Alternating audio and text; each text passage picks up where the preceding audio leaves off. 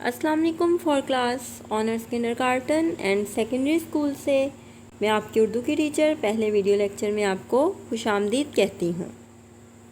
آج ہم الباقی اردو کے 3 اسباق پڑھیں گے۔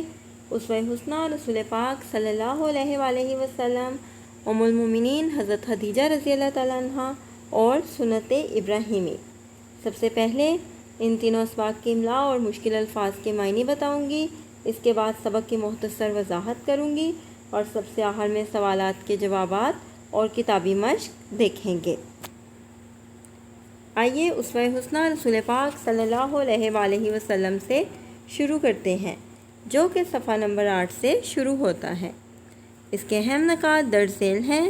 نبی پاک صلی اللہ علیہ وآلہ وسلم کے اعلیٰ اخلاق، ان کی گفتگو کا انداز، صفائی اور پاکیزگی کی اہمیت اور کھانا کھانے کے آداب۔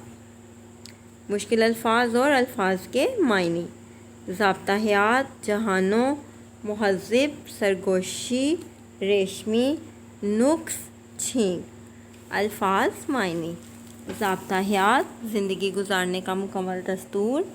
تکبر، غرور۔ سرگوشی، چپکے چپکے باتیں کرنا، قبل، پہلے، دشوار، مشکل۔ اب میں آپ کو بتاؤں گی کہ سبق اسوہ حسنہ رسول پاک صلی اللہ علیہ وآلہ وسلم میں ہمیں کیا بتایا گیا ہے، تاکہ جب آپ اس سبق کی پڑھائی کریں تو سمجھنے میں بالکل بھی دشواری نہ ہو۔ اس میں آپ صلی اللہ علیہ وآلہ وسلم کے اعلیٰ اخلاق کے بارے میں بتایا گیا ہے۔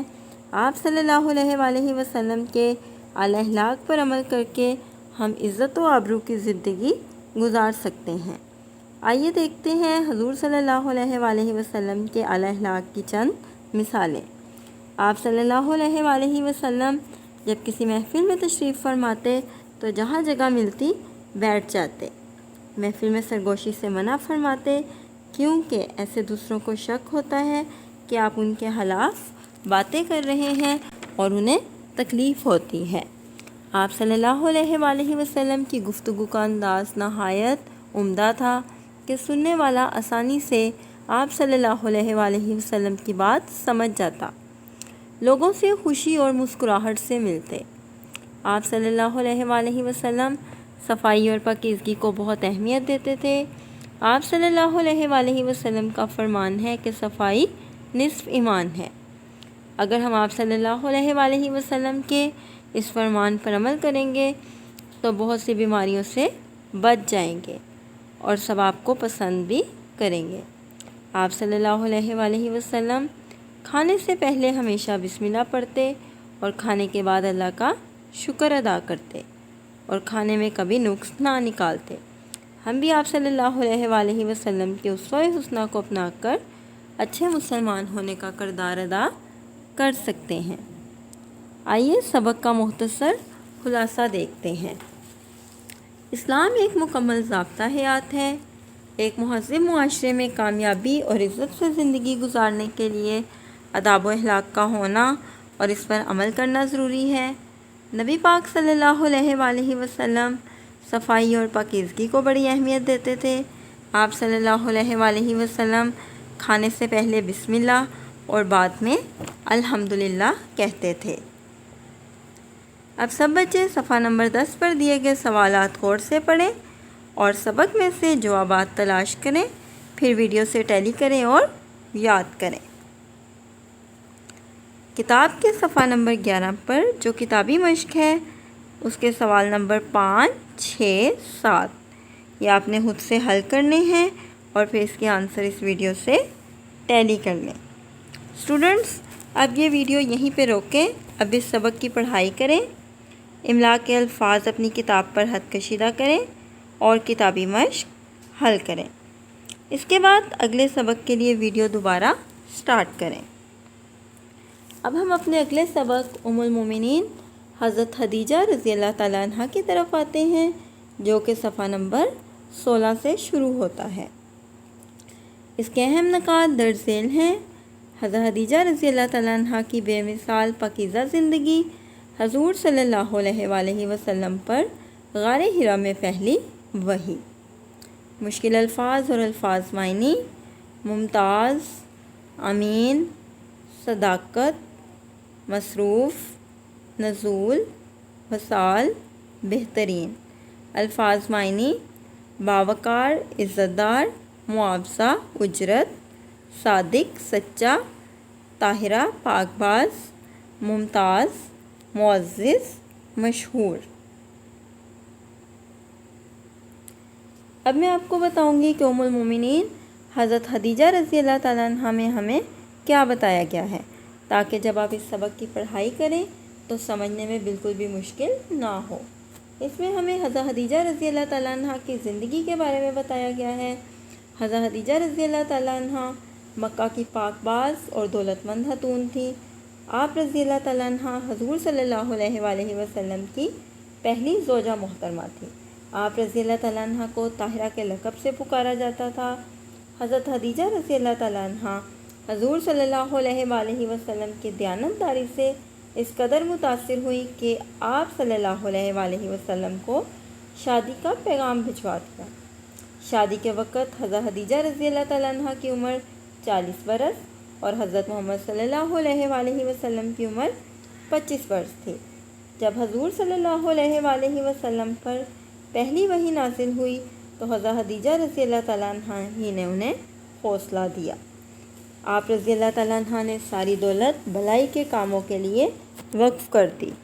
نکاح کے بعد کم و بیش 25 سال بعد رحلت فرما گئیں۔ حضرت خدیجہ رضی اللہ تعالیٰ عنہ کی زندگی تمام مسلمانوں کے لیے بہترین نمونہ ہے۔ آئیے سبق کا مختصر خلاصہ دیکھتے ہیں۔ حضرت خدیجہ رضی اللہ تعالیٰ عنہ مکہ کی نیک اور دولت مند خاتون تھیں۔ آپ سنجیدہ طبیعت کی مالک تھیں۔ حضرت محمد صلی اللہ علیہ وآلہ وسلم کی دیانت، صداقت اور شرافت سے متاثر ہو کر شادی کا پیغام بھیجا تھا۔ شادی سے کم و بیش 25 سال بعد رحلت فرما گئی تھیں۔ اب سب بچے صفحہ نمبر 18 پر دیے گئے سوالات غور سے پڑھیں اور سبق میں سے جوابات تلاش کریں، پھر ویڈیو سے ٹیلی کریں اور یاد کریں۔ کتاب کے صفحہ نمبر 18 اور 19 پر جو کتابی مشق ہے، سوال نمبر 2، 3، 6، 7 اور 8 یہ آپ نے خود سے حل کرنے ہیں اور پھر اس کے جوابات اس ویڈیو سے ٹیلی کرنے ہیں۔ اسٹوڈنٹس، اب یہ ویڈیو یہیں پہ روکیں، اب اس سبق کی پڑھائی کریں، املا کے الفاظ اپنی کتاب پر خط کشیدہ کریں اور کتابی مشق حل کریں۔ اس کے بعد اگلے سبق کے لیے ویڈیو دوبارہ سٹارٹ کریں۔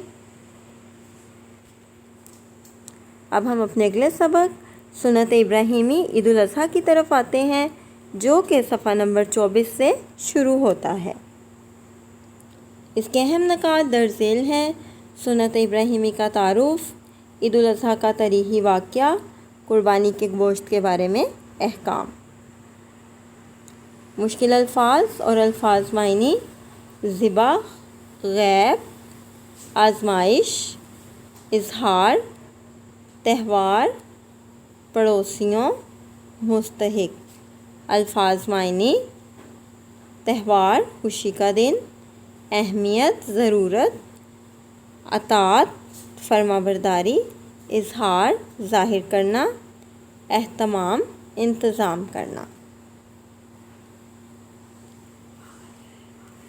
اب میں آپ کو بتاؤں گی کہ سبق سنت ابراہیمی عید الاضحیٰ میں ہمیں کیا بتایا گیا ہے، تاکہ جب آپ اس سبق کی پڑھائی کریں تو سمجھنے میں بالکل بھی مشکل نہ ہو۔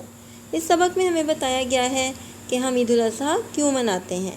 عید الاضحیٰ حضرت ابراہیم علیہ السلام اور حضرت اسماعیل علیہ السلام کی قربانی کی یاد میں منائی جاتی ہے۔ اللہ تعالیٰ نے حضرت ابراہیم علیہ السلام کو بیٹے کی قربانی کا حکم دیا۔ حضرت اسماعیل علیہ السلام بھی قربانی کے لیے تیار ہو گئے۔ حضرت ابراہیم علیہ السلام ابھی بیٹے کے گلے پر چھری چلانے ہی والے تھے کہ عین موقع پر اللہ تعالیٰ نے حضرت اسماعیل علیہ السلام کی جگہ دمبا بھیج دیا۔ آپ علیہ السلام کی اس پر حضرت ابراہیم علیہ السلام نے اللہ کا شکر ادا کیا۔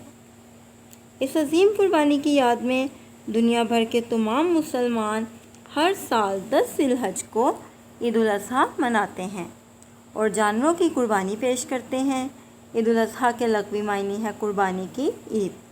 قربانی کے گوشت کے 3 حصے کیے جاتے ہیں، ایک حصہ ذاتی استعمال، دوسرا پڑوسیوں اور تیسرا غریبوں اور نداروں کے لیے وقف کر دیا جاتا ہے۔ اس طرح معاشرے میں اخوت اور بھائی چارے کی فضا قائم ہو جاتی ہے۔ آئیے سبق کا مختصر خلاصہ دیکھتے ہیں۔ عید الاضحیٰ حضرت ابراہیم علیہ السلام اور حضرت اسماعیل علیہ السلام کی قربانی کی یاد میں مناتے ہیں۔ یہ دنیا بھر کے مسلمان 10 ذی الحج کو مناتے ہیں اور جانوروں کی قربانی پیش کرتے ہیں۔ قربانی کے گوشت کے بارے میں حکم ہے کہ اس کے 3 حصے کیے جائیں۔ اب سب بچے صفحہ نمبر 26 پر دیے گئے سوالات غور سے پڑھیں اور سبق میں سے جوابات تلاش کریں، پھر ویڈیو سے ٹیلی کریں اور یاد کریں۔ کتاب کے صفحہ نمبر 26-23 پر جو کتابی مشق ہے، اس کے سوال نمبر 2، سوال نمبر 3، سوال نمبر 4، سوال نمبر 5 یہ آپ نے خود سے حل کرنے ہیں، پھر جوابات اس ویڈیو سے ٹیلی کریں گے۔ اسٹوڈنٹس اب یہ ویڈیو یہیں پہ روکیں، اب اس سبق کی پڑھائی کریں، املا کے الفاظ اپنی کتاب پر خط کشیدہ کریں اور کتابی مشق حل کریں۔ عزیز طلبہ، ہم نے اس ویڈیو لیکچر میں 3 اسباق پڑھے: اسوہ حسنہ رسول پاک صلی اللہ علیہ وآلہ وسلم، ام المومنین حضرت خدیجہ رضی اللہ تعالیٰ عنہ اور سنت ابراہیمی۔ امید ہے آپ کو ان تینوں اسباق کے اہم نکات اچھی طرح سمجھ میں آئے ہوں گے۔ ویڈیو دیکھنے کا شکریہ۔